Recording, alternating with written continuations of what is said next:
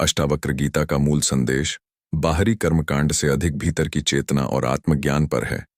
उसी दृष्टि से रक्षाबंधन को केवल राखी बांधने का त्योहार न मानकर प्रेम, सम्मान और आत्मीयता का दिन बनाया जा सकता है। वह राखी के साथ प्रेम का संकल्प लें। भाई बहन एक दूसरे की रक्षा केवल संकट में नहीं, बल्कि जीवन भर सम्मान, सहयोग और स्नेह से करें। अपेक्षाएं कम करें।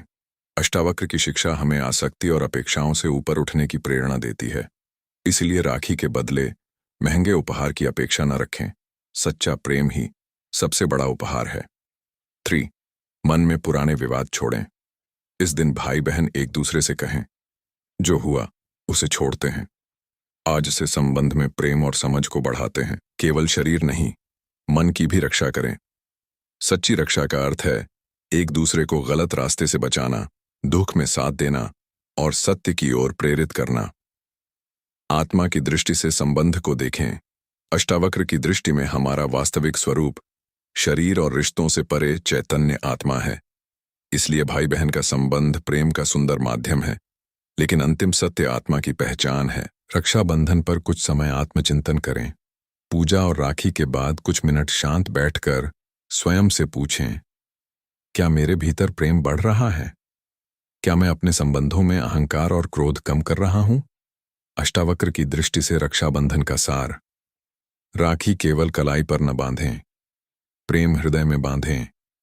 रिश्ते में अधिकार नहीं, आत्मीयता रखें और बाहरी रक्षा के साथ अपने भीतर के अहंकार से भी मुक्ति पाने का प्रयास करें।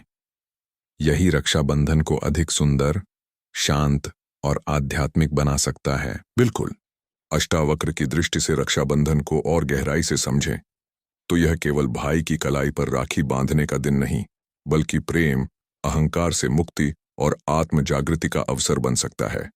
1. रक्षा का वास्तविक अर्थ क्या है? हम सामान्यतः कहते हैं भाई बहन की रक्षा करेगा, लेकिन अष्टावक्र की दृष्टि से रक्षा का अर्थ केवल बाहरी संकट से बचाना नहीं है। सच्ची रक्षा है दुख में साथ देना, गलत रास्ते पर जाने से रोकना, एक दूसरे का सम्मान करना, क्रोध और अहंकार में संबंध न तोड़ना, जरूरत के समय बिना स्वार्थ मदद करना। 2. राखी को प्रेम का बंधन बनाएं, अधिकार का नहीं। कई बार रिश्तों में प्रेम के साथ अधिकार और अपेक्षाएं भी आ जाती हैं। अष्टावक्र हमें आसक्ति और अहंकार को पहचानने की शिक्षा देते हैं। इसलिए मन में यह भाव रखें, तुम मेरे हो इसलिए मैं तुम पर अधिकार करूं। यह प्रेम नहीं, तुम मेरे अपने हो इसलिए मैं तुम्हारे सुख की कामना करता हूं। यह प्रेम के अधिक निकट है। 3.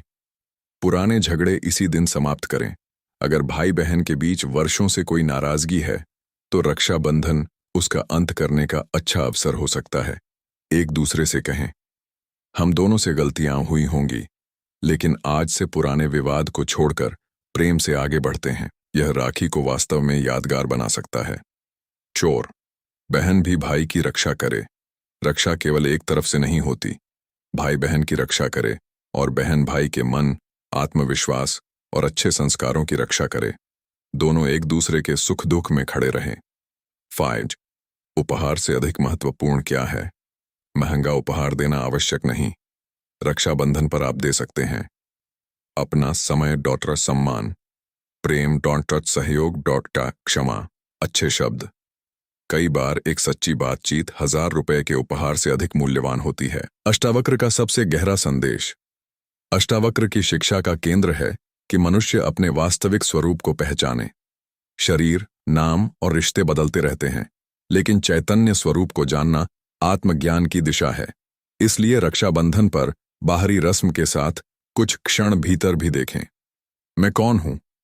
क्या मैं केवल यह शरीर और मेरा रिश्ता हूं, या मेरे भीतर वह चेतना है जो इन सभी अनुभवों को देख रही है? यहीं से रक्षाबंधन केवल त्योहार नहीं, आत्मचिंतन का अवसर बन जाता है। इस रक्षाबंधन पर एक संकल्प लें, मैं अपने भाई बहन के प्रति प्रेम रखूंगा, अपेक्षा कम करूंगा, अहंकार छोड़ूंगा, पुरानी नाराजगी मिटाऊंगा, सुख दुख में साथ दूंगा और अपने भीतर शांति तथा जागरूकता बढ़ाऊंगा। यही अष्टावक्र की दृष्टि से रक्षाबंधन का गहरा संदेश है। कलाई पर बंधी राखी से अधिक महत्वपूर्ण है हृदय में बंधा प्रेम और भीतर जागी हुई चेतना।